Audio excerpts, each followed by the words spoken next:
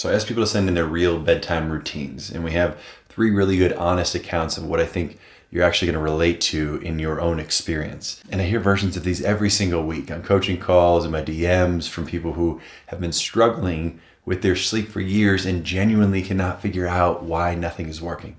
So I'm going to walk through each of these, one honest account at a time, with what is working, what is maybe quietly working against them, and a number 1 fix for each person that would actually move the needle. By the way, I'm Daniel. I spent 10 years with debilitating insomnia, and I spent over $180,000 trying to fix that. Now I've spent 8 years coaching hundreds of people through their own sleep journeys. And I've seen enough routines at this point to recognize the patterns almost immediately. So these 3 are good composites of real people I've worked with, as well as a few of you guys have submitted your own routine. So let's dive in. So Claire says, I'm a doctor who runs their own private practice. I aim for bed at around 9 p.m. I do positive self-talk before sleep, tell myself it's going to be a restful night. I fall asleep around 10, wake up at 11:30, then I'm up for good at 4 a.m. On bad nights, I'm getting 2 hours of broken sleep. I've been through multiple sleep medications. Nothing has worked for a long time. I'm still showing up to everything, still functioning, but I'm hanging on by a thread. Here's what gets me. I help people work through their hard things every day. Why can't I figure out this for myself? That last line tells the whole story. I solve everyone else's problems. Why can't I figure it out for myself? The reason you can't solve this one isn't an intelligence or discipline issue. It's that the exact skill set making you exceptional is making you worse at sleep. That drive, that self-sufficiency, the identity built around handling everything alone. Every night that override switch goes fully on, and then you ask yourself to suddenly surrender into sleep. It won't, not because you're broken, but because you've never taught it how. So that positive self-talk is nice, but in this case, it's actually doing more harm because it's creating pressure by skipping the step of actually meeting what is honest and true in your body. And instead, you're overriding it with pushing it forward towards the positive.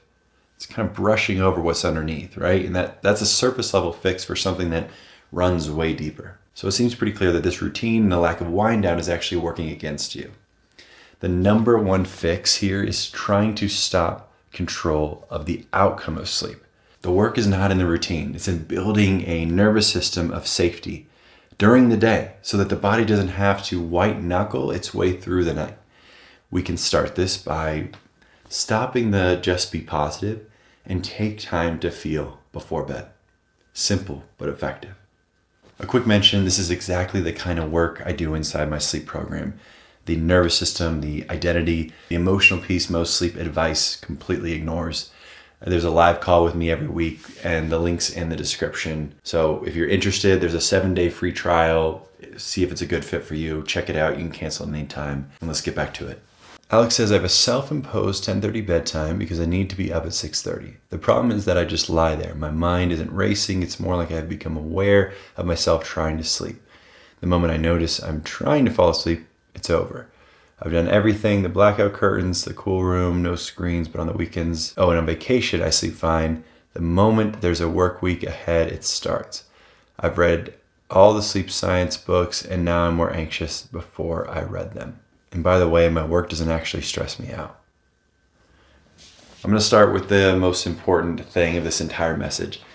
It's not the blackout curtains. I think we know that. Your sleep is fine on the weekends. You sleep fine on vacation. That single detail tells me everything. Your body knows how to sleep. The mechanism is completely intact. This is not a biological problem anymore, which means everything you've been doing has been aimed at the wrong target. It's too surface level. What Alex is describing is the awareness of himself trying to sleep. This is performance anxiety around sleep, or a challenged psychological relationship with sleep. The more energy and attention you put on it, the worse it gets, because you can't stop observing yourself and you're almost creating a battle of you versus you, purely related to sleep itself. And so that creates a nervous system that is now on higher alert during the week, clearly initially due to some underlying, probably fear that relates to work performance scarcity. And even though that might be minor, it was enough that the body went into some level of alert, right? The detection went off. And now it's in additional fear on top of the lack of sleep itself. And I see this all the time, especially when we are trying everything. But now every new piece of information and about what sleep deprivation does to cognition, it makes it a higher stake. So this routine is working against you, but the weekend sleep is the most hopeful thing in Alex's whole story. His body has been trying to tell him the answer the whole time. So the number one fix here is take sleep off the table as a goal on the work nights for 1 week. And when the fears arise, meet them honestly and journal them. This is a beautiful start. Your only job right now will be to lie down in bed comfortably, not to sleep, but just to relax, just to be there. We want to disarm this battle you're creating at night with you versus you. All right, Marcus, I've been struggling for 3 years. I'm not stressed. Life is actually pretty good. Business is going well. Relationship is solid. I wake up at 2 or 3 a.m. almost every night and just lie there. My mind is racing. It's more like a low hum, like something is unfinished, but I don't know what. I've been taking melatonin for 2 years and it's basically stopped working. Magnesium does nothing. I've read Why We Sleep, and now I'm more anxious about sleep than before. My doctor says everything is fine. I honestly don't know what is wrong with me. Let me say this clearly. Nothing is wrong with you, but something is being overlooked here, and it's been overlooked clearly for 3 years.